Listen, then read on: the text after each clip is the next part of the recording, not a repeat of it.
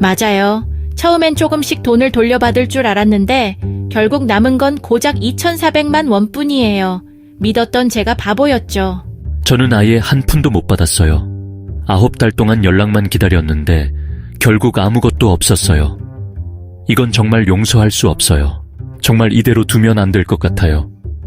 저 혼자만 당한 줄 알았는데 여러분도 같은 피해를 입으셨다니. 우리 모두 같은 사람에게 당했으니 힘을 합쳐야 해요. 형사 고소부터 시작해서 민사 소송까지 다 해봅시다. 그런데 형사 고소를 하면 그 사람이 징역을 살게 되잖아요. 그러면 우리가 돈을 돌려받을 수 있을까요? 징격을 살면 돈을 안 갚아도 되는 건가요? 아니면 벌금을 내야 하나요? 제가 알아봤는데 징역을 살더라도 돈을 갚아야 할 의무는 사라지지 않아요. 다만 그 사람이 수감 중에는 경제활동을 못하니까 당장 받을 수는 없겠죠. 하지만 출소 후에도 채무는 남아있다고 하더라고요. 그렇군요. 그럼 일단 형사 고소부터 진행해보는 게 맞겠네요.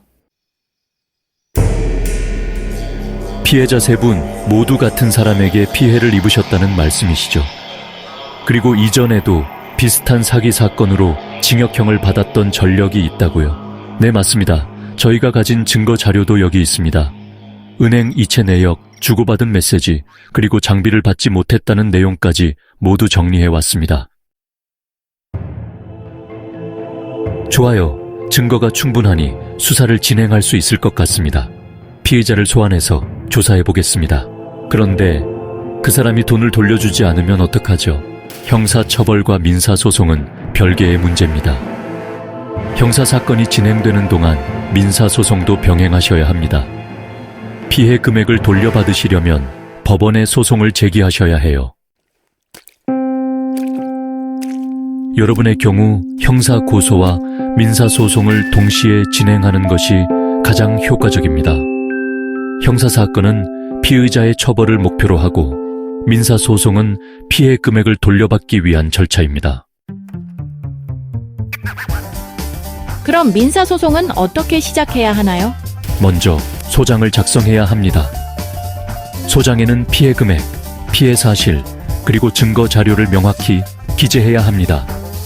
그리고 피고의 주소지 관할 법원에 제출하시면 됩니다. 그런데 만약 그 사람이 재산이 없다면 어떻게 되나요? 안타깝지만 피고에게 재산이 없다면 강제 집행이 어려울 수 있습니다. 하지만 그 사람의 재산 상태를 확인해보는 것도 중요한 단계입니다. 피해자들이 제출한 증거 자료가 명확합니다.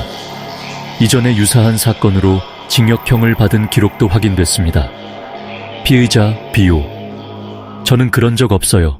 오해가 있었던 것뿐이에요.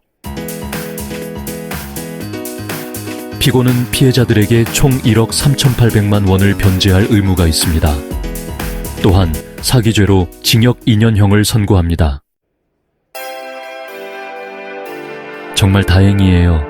비록 돈을 바로 받지는 못하겠지만 그래도 정의가 실현된 것 같아서 마음이 놓여요. 맞아요. 이렇게 힘을 합치니까 결국 해낼 수 있었네요. 앞으로는 더 조심해야겠어요. 우리 같은 피해자가 더 이상 생기지 않도록 주변에도 알려야겠어요. 법적인 절차를 통해 정의를 실현할 수 있습니다. 혼자 고민하지 말고 전문가의 도움을 받으세요.